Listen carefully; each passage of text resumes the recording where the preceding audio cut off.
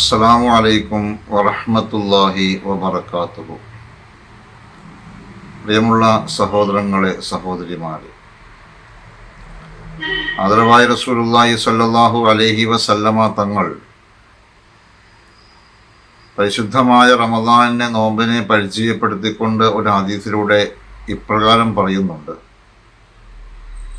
മൻ സ്വാമ റമദാന ഈമാനം വഹ്തിസാബ ഗുഫിറ ലഹു മാ തഖദ്ദമ മിൻ ദംബിഹി. ഇമാം ബുഖാരിയും ഇമാം മുസ്ലിമും റിപ്പോർട്ട് ചെയ്ത ഹദീസാണ്. നബി സല്ലല്ലാഹു അലൈഹി വസല്ലമ തങ്ങൾ പറയുന്നു: മൻ സ്വാമ റമദാന ഈമാനം വഹ്തിസാബ,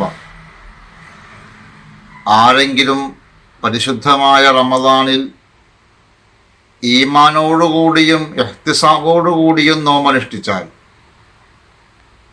ഈമാൻ എന്ന് പറഞ്ഞാൽ വിശ്വാസത്തോടുകൂടി, ഇഹ്തിസാബ് എന്ന് പറഞ്ഞാൽ പ്രതിഫലം ആഗ്രഹിച്ചുകൊണ്ട്, അപ്പോൾ വിശ്വാസത്തോടെയും പ്രതിഫലം ആഗ്രഹിച്ചുകൊണ്ടും നോമ്പെടുത്താൽ, ഗുഫിറ ലഹു മാ തഖദ്ദമ മിൻ ദംബിഹി, അവൻ്റെ കഴിഞ്ഞുപോയ പാപങ്ങൾ പൊറുക്കപ്പെട്ടു എന്ന് ആദരവായ റസൂലുള്ളാഹി സ്വല്ലല്ലാഹു അലൈഹി വസല്ലമ തങ്ങൾ നമ്മെ പഠിപ്പിക്കുകയാണ്.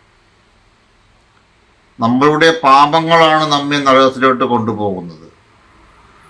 അപ്പോൾ പാപങ്ങൾ പൊറുക്കപ്പെട്ടാൽ തീർച്ചയായും നമ്മൾ സ്വർഗാവകാശികളാകും.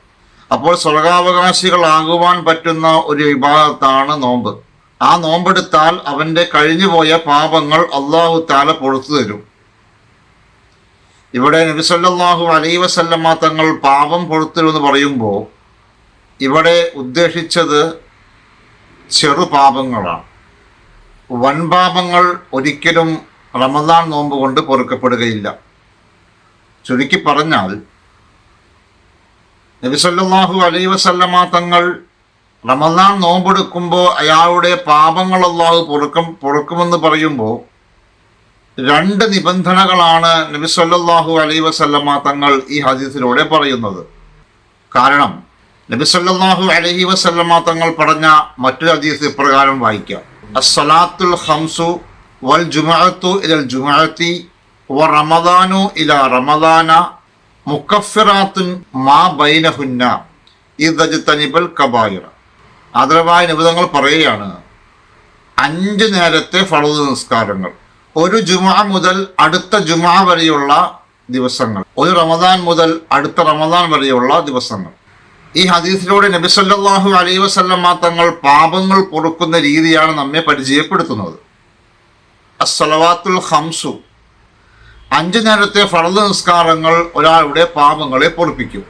അതായത്, ഒരാൾ സുബഹി നിസ്കരിച്ചു, ശേഷം സമയമാകുമ്പോൾ ളുഹർ നിസ്കരിക്കുന്നു.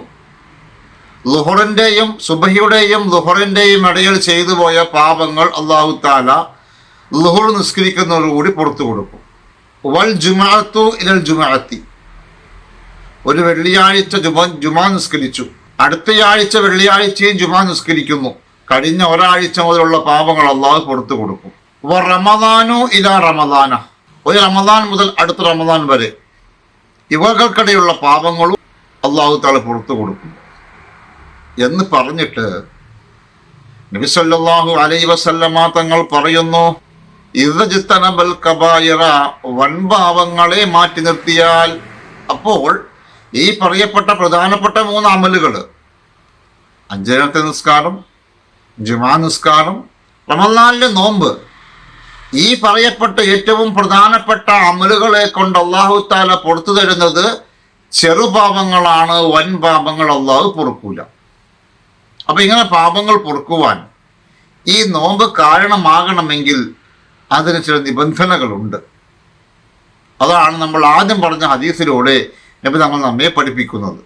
ഒന്നാമതായി പറയുന്നു, ഈമാനൻ, നോമ്പെടുക്കുന്നത് ഈമാനോടുകൂടിയായിരിക്കും. അള്ളാഹുവിൻ്റെ റസൂല് കൽപ്പിച്ചത് പ്രകാരം, അള്ളാഹുവിൻ്റെ തീരുമാന പ്രകാരമാണ് ഞാൻ നോമ്പെടുക്കുന്നത്, ആ വിശ്വാസം ഉണ്ടാകണം. രണ്ടാമത്തേത് ഇഹ്തിസാബൻ, പ്രതിഫലം ആഗ്രഹിച്ചുകൊണ്ടാകണം.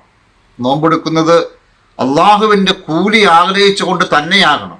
നേരെ മറിച്ച് മറ്റ് ആരോഗ്യത്തിന് വേണ്ടിയോ അല്ലെങ്കിൽ ആളുകളുടെ മുമ്പിൽ നോമ്പുകാരാണെന്ന് പറയാൻ വേണ്ടിയോ അതുമല്ലെങ്കിൽ ഏതെങ്കിലും ഭൗതികമായ നേട്ടങ്ങൾക്ക് വേണ്ടിയോ അങ്ങനെയൊന്നും ആകരുത്. നോമ്പെടുക്കുന്നതിൻ്റെ യഥാർത്ഥ ലക്ഷ്യം അള്ളാഹു എനിക്ക് കൂലി നൽകണം, ആ കൂലി എനിക്ക് വേണം, ആ ചിന്തയോടുകൂടിയായിരിക്കണം നോമ്പെടുക്കേണ്ടത്. മൂന്നാമത് ഈമാനോടുകൂടി അഥവാ വിശ്വാസത്തോടുകൂടി പ്രതിഫലം ആഗ്രഹിച്ചുകൊണ്ട് നോമ്പെടുക്കുമ്പോൾ തന്നെ വൻപാപങ്ങൾ ചെയ്യാതിരിക്കണം. വിശ്വാസത്തോടു കൂടി നോമ്പെടുക്കുവാണ്, പ്രതിഫലം ആഗ്രഹിച്ചുകൊണ്ട് നോമ്പെടുക്കുവാണ്, അതോടൊപ്പം തന്നെ അയാൾ വൻപാപങ്ങളിൽ വ്യാപൃതനാണ്. അങ്ങനെയാണെങ്കിൽ ഈ പറയപ്പെട്ട വലിയ വാഗ്ദാനം, പാപങ്ങൾ പൊറുക്കുക എന്നുള്ള വാഗ്ദാനം അയാൾക്ക് ലഭിക്കില്ല.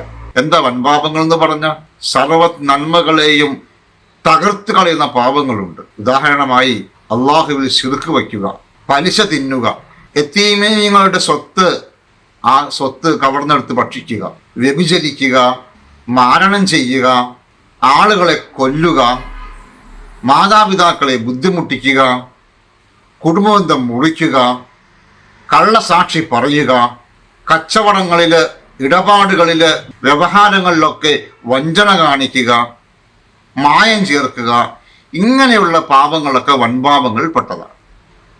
അപ്പോൾ നോമ്പെടുത്തുകൊണ്ട് ഒരാൾ ഇങ്ങനെയൊക്കെ ചെയ്യുന്നുണ്ടെങ്കിൽ തീർച്ചയായും അയാളുടെ നോമ്പ് കൊണ്ട് ഈ പാപങ്ങളൊന്നും പുറത്തു കൊടുക്കൂല. കാരണം ഇയാൾ പാപങ്ങളുമായി വ്യാപൃതരായിരിക്കുകയാണ്.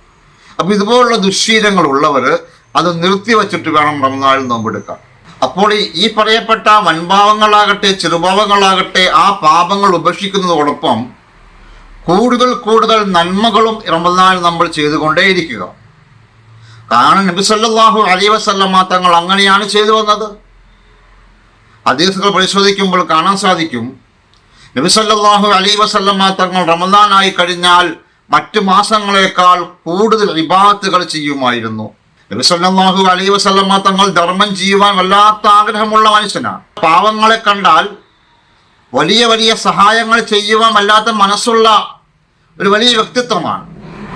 ആ നബി സല്ലല്ലാഹു അലൈഹി വസല്ലമ തങ്ങൾ റമദാൻ മാസമായി കഴിഞ്ഞാൽ മറ്റു മാസങ്ങളെക്കാൾ കൂടുതൽ ആളുകളെ സഹായിക്കുമായിരുന്നു, ധർമ്മം ചെയ്യുമായിരുന്നു, ഇഅ്തികാഫിനെ വർദ്ധിപ്പിക്കുമായിരുന്നു, ഒരുപാട് നിസ്കരിക്കുമായിരുന്നു, ദിക്റുകൾ ചൊല്ലുമായിരുന്നു. ഇങ്ങനെയൊക്കെയാണ് നബി സല്ലല്ലാഹു അലൈഹി വസല്ലമ തങ്ങൾ റമദാനെ സ്വീകരിച്ചത്.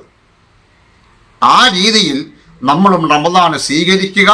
സർവശക്തനായ തമ്പുരാൻ അതിനുള്ള ഭാഗ്യം തന്ന് അനുഗ്രഹിക്കുമാറാകട്ടെ.